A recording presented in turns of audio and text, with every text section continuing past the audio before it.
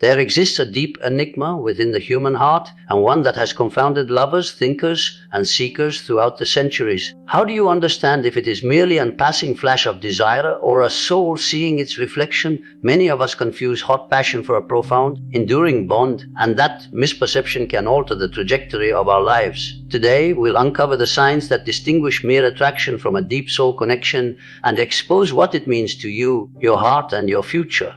Attraction is a power as old as the human heart itself, an instinctual attraction that has charted the direction of our lives and determined our decisions long before we became aware of the operations of the psyche. It is instant, primal, and many times irresistible, a flicker of flame that awakens the senses and stirs the imagination. The body responds before the mind can understand, the heart pounds before reason can step in. In this instant, we confuse the strength of our passion with reality, thinking the intensity of our desire is a reflection of some deep bond. But this intensity, though seductive, is often an illusion, a projection of our own longing, fears, and unfulfilled needs. Attraction is by its nature temporary. It is the flash that blinds but fails to last. The intellect can rationalize it, creating scenarios of fate or destiny around the desired object, but these scenarios are ego creations meant to explain pursuing gratification instead of comprehension. When we are attracted to another person just for the sake of attraction, we are usually reacting to features that stimulate or comfort us at a momentary level, but not to the real essence of the individual as it really exists. The feelings it evokes are strong, even overwhelming, but they are shallow in nature. They can fill hours with joy, awaken the imagination with fantasy, and excite the senses with delight, but they are infrequently sources of transformation or deep growth. In comprehending attraction's nature, one must first see that it frequently stems from unconscious forces. The psyche, in its complexity, externalizes its images and ideals upon others from the holdings within itself.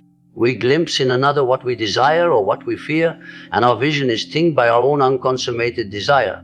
The transient thrill of attraction is thus not an opening into the soul of someone else, but a mirror held up to some aspect of our own inner life. It is to be enchanted by another simply by virtue of attraction, is to be swept into a waltz with one's own projections, to fall in love with an image and not the reality that is before us. This does not devalue the worth of attraction. It is a necessary and natural aspect of human life. It is the doorway, the signal that something speaks to us, that our subconscious mind has identified a quality worth noting.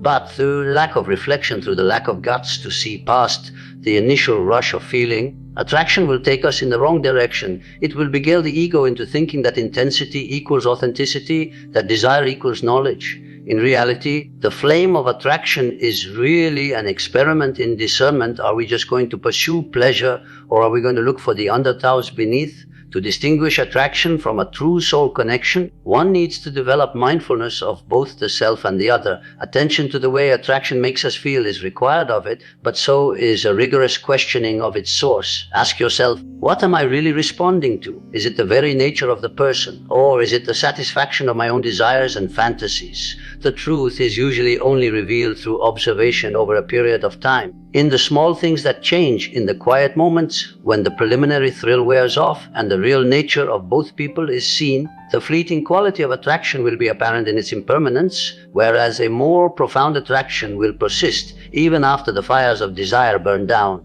It is in this thoughtful discrimination that the process of building lasting relationships starts. Attraction, while appealing, is the initial veil, the curtain over the greater truth. Underneath lies the potential for recognition of an encounter that involves not only the conscious mind but also the unconscious, touching the very center of the psyche in ways that challenge growth, reflection, and self-knowledge. To confuse attraction with a soul connection is to mistake a shadow for light, a spark for the sun. One must therefore approach the phenomenon of attraction with humility and patience. See it, know its origins, and let it shine light on the desires and tendencies within you. Don't be quick to label intensity as fate or let temporary passion dictate the course of your life. Within this practice is sown the seed of discernment, which germinates into the ability to see what is lasting and what is transitory, what feeds the soul and what only engages the senses. The path from fascination to authentic union is a path of self-reflection, of bravery, and of the willingness to face both the light and darkness within one's own self. It requires the presence of mind to penetrate beyond the illusions that the ego creates and the patience to let the deeper rhythms of the heart surface. Only when this has been stripped away can one see the distinction between a momentary spark and one which is enduring. a light which speaks not to the realm of desire, but to the stirring of the soul itself. There is something delicate and unmistakable that distinguishes the soul connection from being attracted. It is not boisterous, flamboyant, or easily seen by the naked eye. A connection of the soul manifests in a set of experiences and impressions that activate a profound resonance in the psyche. It is, in a sense, a wordless dialogue of the inner worlds of two people, an echoing of the unconscious with the conscious in a way that is profound and transforming. In contrast to the ephemeral quality of physical attraction or surface attractiveness, a soul connection is accompanied by a weight, an unreasoned sense of gravitas. The first and most tangible indicator is an almost uncanny comprehension. One finds that words, as much as they are needed, prove often inadequate to explain the profundity of understanding between these souls. There is a sense of knowing, as if one has known the other for much longer than mortal memory permits. With a soul connection, silence is significant. A glance, a lull in words, or the shared quiet of a moment can speak volumes that common conversation fails to convey. This awareness is not just one of the mind, it seeps into the emotional and spiritual aspects of oneself, into those secret places usually hidden from oneself. Inextricably bound with this awareness is an emotional correspondence that is at once expansive and grounding. While attraction can provoke turbulence, fixations, and highs and lows, the existence of a soul connection provides a feeling of harmony even in the midst of turmoil. Joys are intensified in the company of this other, and sorrows shared with a mutual burden, but without the destabilizing force of codependence. The emotional transactions in such a relationship are never controlling or manipulative. They are reflective, supportive, and most fundamentally genuine. This resonance is like a mirror, reflecting the depths of one's own soul and clarifying the emotional topographies that are usually not revealed in day-to-day contact. The transmutive potential of a soul connection is perhaps the most powerful, yet also the most difficult. Unlike mere attraction, which gratifies the ego and confirms the superficial self, a soul connection stirs the psyche. It stirs those dormant aspects of the individual that have long been neglected, the shadow, the unacknowledged desires, the latent potential that lies dormant beneath layers of fear and habit. A soul connection compels one to confront these elements, to integrate what was once denied, and to move toward a fuller expression of the self. This change is not smooth or immediate. It is a gradual unfolding, an ongoing challenge to grow, to let go of illusions, and to accept the reality of one's existence. Another subtle indicator is a feeling of timelessness that pervades the interaction. A soul connection has a way of transcending the limitations of ordinary circumstance and time.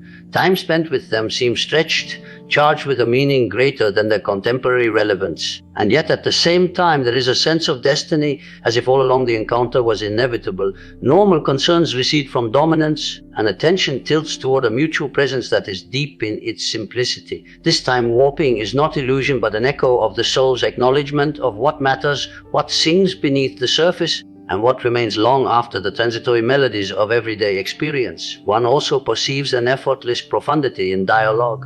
Conversations are seldom superficial, though they never seem forced. Thoughts, revelations, and feelings come with ease, unfolding reaches of the self that remain beyond reach in standard interactions. There is a cadence to the conversation, a give and take that becomes more dance and debate, and the wisdom that surfaces is comprehensive, including thought, feeling, and intuition. It is as though two hearts are in a mutual digging of meaning, extracting the unconscious structures of life and psyche in tandem rather than trading information. Lastly, there is an awareness that the soul bond persists beyond immediate conditions. Physical distance, social situation, or outside pressures do not abate its value. In absence, too, the bond still holds sway, providing direction, understanding, and emotional stability. It does not rely on continual verification or reaffirmation. It is sustainable on its own, supported by the honesty and intensity of the bond itself.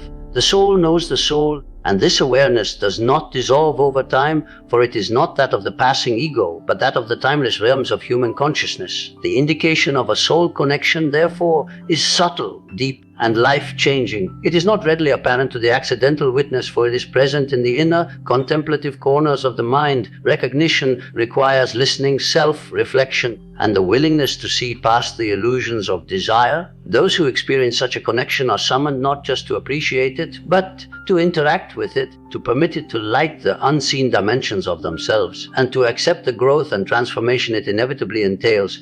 It is a holy and fleeting convergence, a union that provokes, inspires, and finally nudges the very fabric of existence. To be able to perceive the touch of a true soul connection, first gaze into oneself, for the human relationship world is such that it tends to reflect the secret chambers of our own mind. We are all susceptible, by temperament, to projecting our wishes, our anxieties, and our idealizations onto others, perceiving in them not the way they really are, but the image of our own unconscious desires.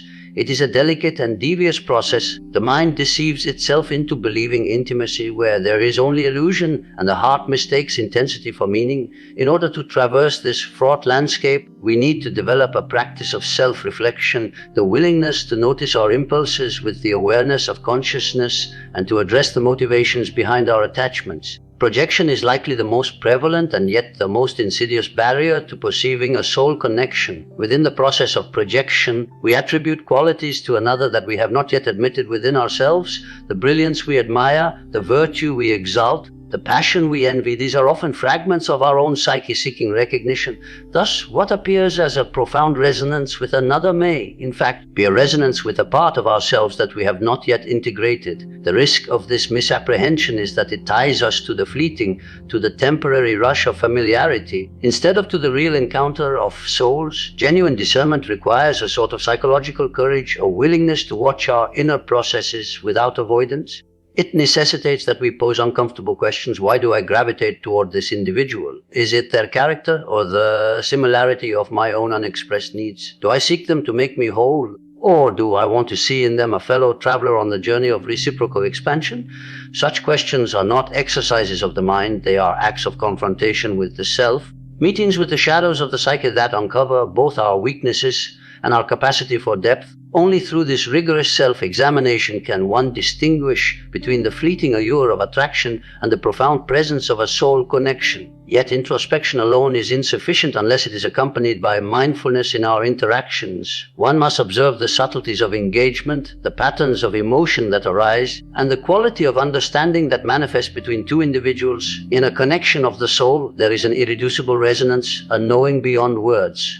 There is a comfort, and yet of profundity, a comprehension that sits deeper than the surface and reaches the heart. Paying attention to these subliminal currents, we invite ourselves to see the truth beyond projection, to observe the dance of souls in their truest form. The inner reflection process also includes facing the shadows we bring into relationship. Each of us has fears, insecurities, and unresolved tensions, components of the psyche that can skew perception if left unchecked. With another person present, these shadows tend to surface, either through fight, tension, or inflated emotional reaction. The genuine test of soul connection is not the lack of such shadows, but how one meets them and incorporates them. If we are able to acknowledge our own projections and hold on to our clarity in the midst of emotional chaos, we stand a better chance of seeing the other as they exist in their full reality, not as a piece of canvas where we project our fantasies. In addition, this inner process cultivates patience, humility, and acceptance. The mind, conditioned to immediate gratification,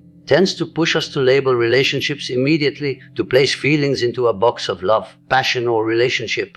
But a connection of the soul evolves in its own tempo, expressing its depth slowly as both partners navigate their inner terrain. By developing patience and listening to our inner thoughts, we enable the relationship to evolve naturally, unadulterated from impatience's distortion or projection. It is in this intentional, conscious noticing that one discovers the ability to distinguish between fleeting attraction and lasting resonance. Finally, the exercise of introspection in relationships is an offer to self-evolution. To see clearly is to become aware of the unconscious energies at work within oneself and to work with them in an intentional, courageous way. It is by this interaction that the person not only understands a soul connection but also develops in the process, assimilating parts of the psyche previously repressed or disowned. The perception of genuine connection is thus irrevocably linked to the development of self-awareness. The clarity with which we perceive others reflects the clarity with which we understand ourselves. Without this inner labor, one is a captive to delusion, confusing reflection with reality, and desire for the deep resonance that energizes the human soul. A real soul connection is transfigurative in its nature, extending far beyond the common pleasures and fleeting satisfactions one will find in life. Such a link is not one that simply titillates the ego or calms the vanity. It provokes a deep confrontation with the self, one that requires the individual to look the depths of their own psyche squarely in the face and tell the unvarnished truth. When the presence of a soul connection is around, One is forced to confront the unconscious layers of the self, the unspoken fears, the shadows, the repressed desires that lie hidden in the unconscious. These are the parts of the personality that are usually avoided or disavowed, but they constitute the basis of one's true being.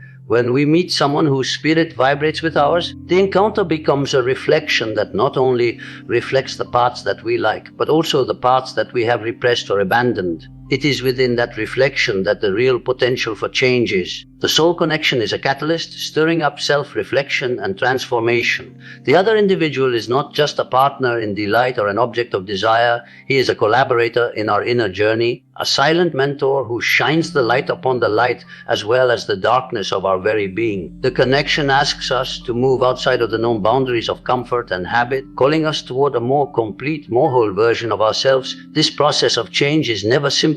It demands willingness to move into discomfort, to come face to face with parts of the self that perhaps have been hidden for years. Anger, jealousy, insecurity, and unhealed wounds frequently emerge in the context of such a bond, but not as barriers, rather as messengers. They alert us to areas where expansion is required and where the person must embark on the hard path of self-discovery. Contrary to superficial attraction, which tends to preoccupy and distract from inner work, a soul connection calls us inward, forcing us to make peace with that which has been neglected. Moreover, this transformation is not limited to emotional or psychological growth alone. It extends into the spiritual realm. In the recognition of a kindred spirit, there is a subtle awakening, a feeling of alignment with a greater order, as though the encounter itself is a fragment of destiny guiding the soul toward its intended path. It is a humbling experience, as it reminds us that real intimacy is never possession or mastery, but mutual awakening. It shows us the possibility of a more profound life, where each of us is a part of the evolving of the other's soul, not to master or fulfill, but to light and motivate. We must note that soul transformation is not immediate. It is called a slow unfolding, sometimes so subtle in the day-to-day, but powerful in its impact. Each encounter, each moment shared, each conflict or challenge is a refinement layer, like the fire that tempers metal. The person is not just molded by the other, they are remolded by the act of relating with honesty and depth. With time, avoidance patterns, projection patterns, reactive patterns are replaced by self-knowledge, by understanding, and by the ability to love without illusion. This development is mutual. One party is not changed in a soul connection. Both are dancing in the mutual awakening. The third person, who reflects back one's unconscious tendencies, makes possible a conversation between the conscious and unconscious, an exchange that brings about insight and self-awareness. The connection becomes a laboratory for the psyche in which the individual explores understanding, forgiveness, and integration, and uncovers both the boundaries and the potentialities of their own nature. Ultimately, the redemptive potential of a soul relationship is its ability to stir authenticity. It dares us to let go of masks and pretenses, to drop the persona we have so studiously built to make it through the world. In its presence, superficiality is stripped away, and the appeal of the deeper self cannot be denied. One comes to live not for appearance, desire, or approval, but in harmony with the truths that lie within. The relationship shows that the aim of sexual relationships is not even companionship or enjoyment, but co-creation of meaning, inner wholeness, and that promotion of courage in encountering life's mysteries. It is through this process of transformation that we realize the real meaning of human connection. The convergence of souls is no coincidence. It is a call to expansion, an invitation to wake to the fullness of our own existence. The person who is faced with such a union is challenged by the question, will I permit myself to be formed, tested, and changed by the presence of the other? Will I join the path of inner transformation, of shadow work, and of true expression?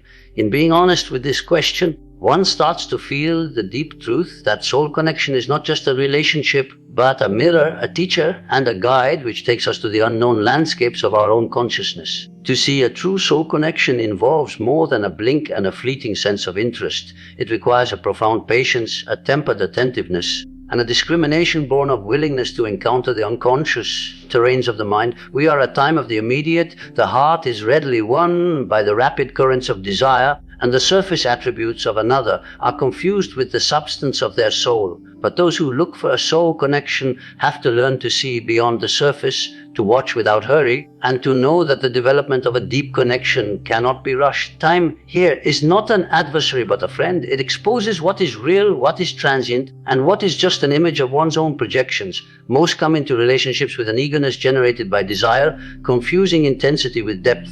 They hear the thrill of novelty as fate, the rush of attention as love. Doing so, they usually overlook the low-key clues of authenticity, which are slower, quieter, and less spectacular. The soul doesn't call out in spurts of passion, but in gentle tones, in movements of persistence, in pockets of shared silence and comprehension. To perceive this takes cultivation of awareness, the capacity to see both oneself and the other without the distortions wrought by desire, fear, or expectation. Patience is not inactivity, it is an active interfacing with the evolving reality of the other, a willingness to wait for the deeper truths to emerge. Discernment is also necessary. It is the faculty that enables a person to discern between the fleeting spark of attraction and the long-term resonance of a soul match. It is an inner seeing, a way of seeing that transcends the surface appearances of the ego to the deeper realities of character, intent, and emotional depth. Discernment requires honesty, the courage to confront one's own motives, to recognize when desire is merely a projection of need or fantasy, and to distinguish between what the other truly offers and what one wishes to see. Without this clarity, the seeker is vulnerable to illusions, mistaking shadows for substance and echoes for truth. Patience and discrimination combined create a field in which a soul connection can be born and understood. One must be able to endure ambiguity, sit in uncertainty, and permit the slow pace of revelation to govern comprehension. The human intellect is prone to reject this slowness, seeking instant responses and immediate satisfaction. But the depths of the psyche cannot be so readily rushed. They take attention, introspection, and an openness to meet the mystery within self and other. As in the still unfolding of moments, gestures, and words through time, a pattern appears. It is observed in how the other person's presence sparks growth, provokes reflection, and vibrates with one's own deeper truth. This awareness cannot be coerced. It is the function of patient observation, self-reflection, and gentle awareness unfolding. Further, discernment requires a confrontation with one's own shadow. Frequently, the traits we misunderstand in others are those that express our unadmitted fears, lusts, or vulnerabilities. By practicing patience, we provide ourselves with the chance to identify these projections and to distinguish them from the true character of the other individual. It is only after this process that a real soul connection can be sorted from the illusion of shallow attraction. The mature seeker knows that the reflection of oneself in another person can be convincing, but may not reflect true connection. Discernment instills the difference and leads one to relationships that foster development instead of illusion. In action, patience is manifest in attention to the nuances of exchange, paying attention to how one feels when one is in the company of another, seeing if there is consistency of action, and considering if exchanges cause growth or just fleeting happiness. Discernment is used through contemplation, reflection, and open conversation with the self. One needs to ask, does this relationship show me the best and the truest versions of myself? Does it challenge me to meet and incorporate my shadow? Does it encourage authenticity, or does it only gratify desire and denial? The responses to these questions are not often immediate, but they are key to determining the long-term qualities of a soul connection. Finally, patience and discernment are not only skills for discovering connection, they are virtues that develop the person's own wholeness. In waiting and watching, one acquires self-restraint, self-consciousness, and the ability to relate to other people from a position of genuineness, not coercion. In discerning, one refines the ability to identify truth, distinguish between essence and appearance, and handle the intricacies of human relations with clarity and honesty. The cultivation of these virtues is a lifelong process, for the mind is boundless in its depth and richness, and each meeting with another provides the possibility of knowing oneself more completely. To choose patience and discrimination is thus to respect both oneself and the other. It is to let relationships develop organically, to perceive correctly what is real, and to eschew the pitfalls of projection and illusion. It is to understand that the deepest connections are not revealed in haste but emerge over time through observation, reflection, and the courage to face reality as it is. Only through such patience and discrimination may one ever hope to know and nurture a relationship that feeds the soul and aids the path toward wholeness. Do not let yourself be beguiled by the temporary thrills of the moment, for the human heart is all too frequently attracted to what is shiny and bright, yet ultimately transitory. It is much simpler to be swept up in the passion of transitory attraction, in the wine-soaked glow of desire that stirs the senses, than it is to take up the long, hard, and sometimes arduous work of real connection. And yet it is here in this work, the steady watching, the mindful interacting, the intentional seeing of another, beneath which lies the soul's richest sustenance. To accept less is to dismiss the very energies within us that push us toward completeness, that summon us to see, respect, and unite the rich depths of ourselves and of those around us. The journey to a rich connection is not one of simple convenience or shallow pleasure. It is not characterized by the world's approval or the momentary rush of passion. It is rather an inner quest, a journey into the far reaches of our own awareness, where we are forced to meet up with what we have excluded, opposed, or neglected. In meeting this, do we find the quiet, sometimes unspoken voice which separates mere attraction from the ring of two hearts recognizing each other? To deny this voice is to invite a lifetime of uncertainty, where passion disguises itself as fate and the heart remains unfulfilled even in its restless seeking. It takes courage to seek this depth of connection. It is an invitation to look into the darkness inside oneself, to recognize the unfinished wounds, the unarticulated fears, and the secret longings that quietly inform our decisions. It asks us to step out of the illusions we create about others, to look at them not as reflections of our needs, but as independent entities with their own complexities, their own inner worlds, their own demons. This wakefulness is not comfortable. It can disrupt the ego, dislodge set patterns, and dissolve comforting certainties. But in this disruption lies growth. Authentic connection is never fixed. It is a dynamic process of challenge, reflection, and change that pushes the edges of our awareness and our ability to understand and to empathize, connect with others not as a means of gratification or acceptance, but as mirrors of your own depths, your possibilities, and your limitations. Deep connection takes time, for it cannot be rushed or compelled. It takes its time, building layers of comprehension along the way, as one becomes able to talk beyond the surface, listen with presence and attention, and discern the subtleties that address the soul, not the senses. In this patient is the ultimate test of discernment, the capacity to recognize between the shine of allure and the steady beam of a bond that demands growth, authenticity, and mutual recognition. The courage to pursue such a bond is also the courage to risk disillusionment, to experience suffering, and to acknowledge the necessary flaws within oneself and others. But it is this openness to discomfort that enables a relationship to move beyond the shallow and transitory, instead becoming a source of understanding, vision, and profound satisfaction. The soul is never content with the superficial. It craves authenticity, depth, and resonance. And only when we pay homage to this request, when we are willing to resist the temptation of the quick and heed the call of the deep, are we able to experience the healing power of a true connection. So act intentionally, self-consciously, reflectively. Listen to your own intentions, probe your own longings, and discern judiciously in what direction your heart is being pulled.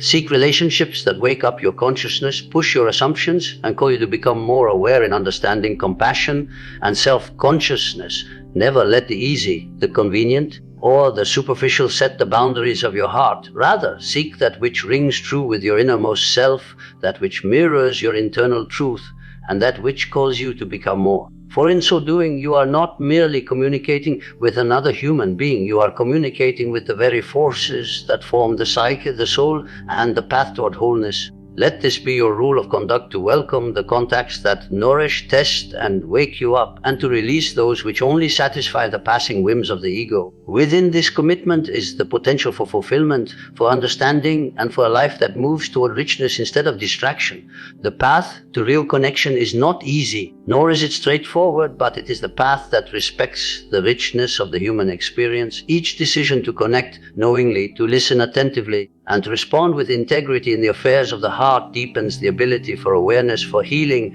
and for the feeling of the deep resonance that authentic connection produces. The call is clear. Look for what stirs, nourishes, and transforms. Do not accept what wanes. Seek what remains. In this quest is the potential not just of fulfilling relationships, but also of the emergence of the self, the discovery of one's own depth, and the development of a life in which heart, mind, and soul journey together toward wholeness and authenticity. The time to respond is now, because every encounter holds the power to illuminate, to challenge, to transform. Decide well, courageously, knowingly, and with the unshakable resolve to uphold the deep mysteries of the heart and the soul.